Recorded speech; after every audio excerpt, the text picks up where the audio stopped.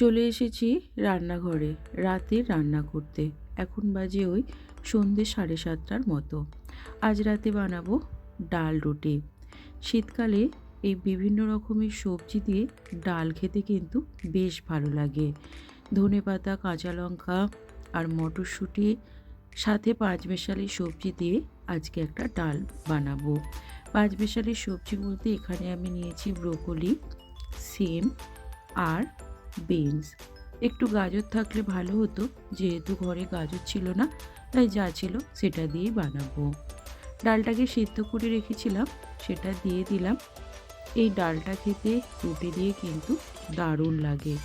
একটু ঘন করে ডালটা বানাতে হবে আর রুটি দিয়ে খেতে হবে, আর খিচুড়ি সেরকম প্রয়োজন হবে না। দিয়ে দিলাম দুটো কাঁচা লঙ্কা চিড়ে। ডালের মধ্যে এই কাঁচা লঙ্কার ফ্লেভার আর ধনেপাতার ফ্লেভারটা বেশ সুন্দর লাগে। আপনারা এভাবে বানিয়ে খেতে পারেন, খেতে কিন্তু দারুণ হয়। যাই হোক, ডালটা বসিয়ে দিলাম। ওদিকে আমি রুটিগুলো বেলে রেখেছিলাম, সেগুলো এবার ভেজে নেব। আজকের এই ছোট্ট মিনি ব্লগটা তোমাদের কেমন লাগলো অবশ্যই কমেন্টে জানিও। ভালো লাগলে লাইক, শেয়ার এবং সাবস্ক্রাইব করে দিও।